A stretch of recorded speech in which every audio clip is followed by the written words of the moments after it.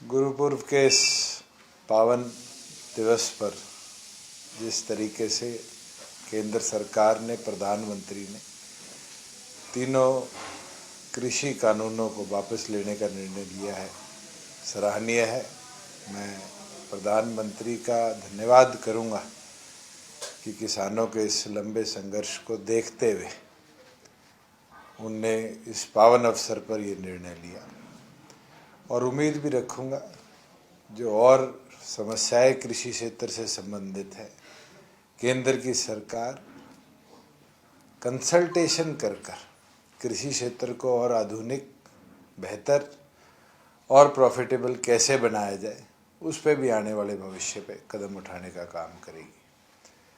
और साथ में हम ये भी प्रयास करेंगे कि मिलकर जो लोग किसी मुकदमे में इस आंदोलन के दौरान, चाहे वो दिल्ली में हो, हरियाणा में हो, पंजाब में हो,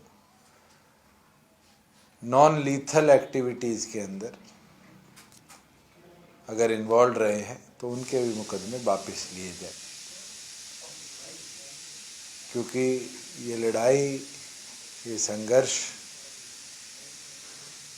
अधिकतम इसलिए बढ़ा कि ये कानूनों के लाभ को प्रॉपरली पोर्ट्रे नहीं किया गया और ऐसा दर्शाया गया कि ड्रैकोनियन लॉज बनाए गए।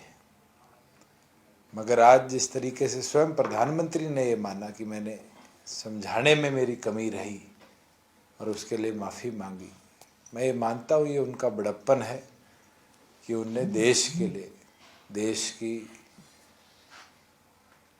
डेमोक्रेटिक इंटीग्रिटी के लिए ये निर्णय लिया है, और मैं उनका आभार प्रकट करता हूँ।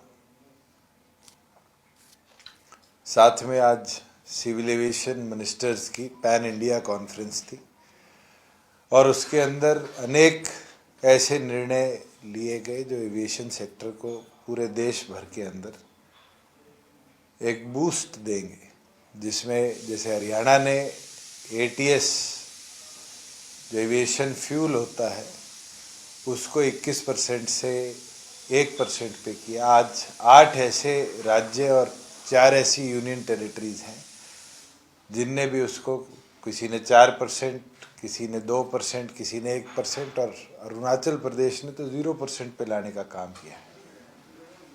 ये अपने आप एक बूस्ट एविएशन सेक्टर को देगा। साथ में खुशी की बात है कि 4 हेली हब्स जो केंद्र ने अनाउंस करे थे पहले, आज इस एविएशन मिनिस्टर्स की बैठक में 5वां हेली हब जो हम गुड़गांव में हमारी ग्लोबल सिटी में बनाना चाह रहे हैं, केंद्र सरकार ने उस पर भी अपनी सहानुभूति देकर मंजूरी देने का काम किया है, जो मुझे लगता है हेलीकॉप्टर इंडस्ट्री का डेडिकेटेड कॉरिडोर के साथ साथ एक नया फ्यूचरिस्टिक अप्रोच इस देश को देने का काम करेगा।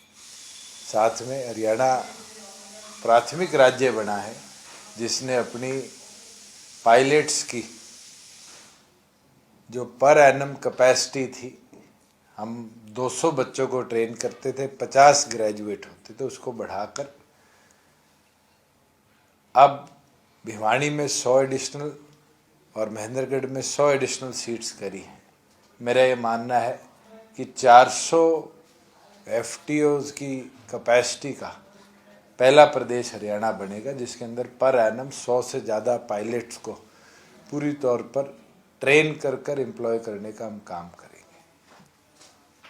MSP को लेकर सर आपका क्या मानना है, क्योंकि MSP पे पेज फंसेगा, किसान संगठन साहब कहते हैं कि हरियाणा प्रदेश उन राज्यों में है जिनने अपने फार्मर्स को MSP सुनिश्चित करी है। जहाँ बाजरे तक की बात थी, किसी और राज्य ने 1 रुपया एडिशनल किसान को नहीं दिया। हमारी सरकार थी कि हमने 600 रुपया प्रति कुंटल एडिशनल देकर किसान को उसकी फसल बेचने से पहले लाभ देने का काम किया, और हम तो निरंतर हरियाणा प्रदेश में एडिशनल क्रॉप्स को ऐड कर रहे हैं। जहाँ 13 ऐसी क्रॉप्स है जो केंद्र निर्धारित MSP पर है, उसके साथ हॉर्टिकल्चर प्रोड्यूस 17 ऐसे हैं जिनको हम भावांतर भरपाई योजना के तहत और प्रोक्योरमेंट की ओर ले जाने का काम करते हैं। सर हरियाणा में एक एचसीएस अधिकारी एचपीएससी में जो तैनात थे 1 करोड़ की रिश्वत के साथ पकड़े गए हैं। इस मामले पर आप क्या कहेंगे? कि सरकार पूरी तौर पर गंभीर है और ऐसी संगीन गतिविधियों में कोई पाया जाता है तो उसको बख्शने का काम हमारी सरकार नहीं करती। और जिस एफिशिएंसी के साथ क्राइम ब्रांच ने काम किया है, मैं तो बधाई देता हूँ सारी टीम को कि उनने जो जड़ थी उस जड़ से, उस रूट लेवल से ऐसे लोगों को पकड़ा है जो इस पूरी गतिविधि को अंजाम देते थे। सर राकेश टिकैत पे क्या बोलेंगे? उन्होंने बोला है कि एजिटेशन जब तक मूव नहीं करेंगे जब तक आप लोग ये पार्लियामेंट से स्क्रैप ना हो। चलिए, अब तो कोई ज़्यादा दिन नहीं है उनकी बात को भी, 10 दिन बाद पार्लियामेंट का सेशन है।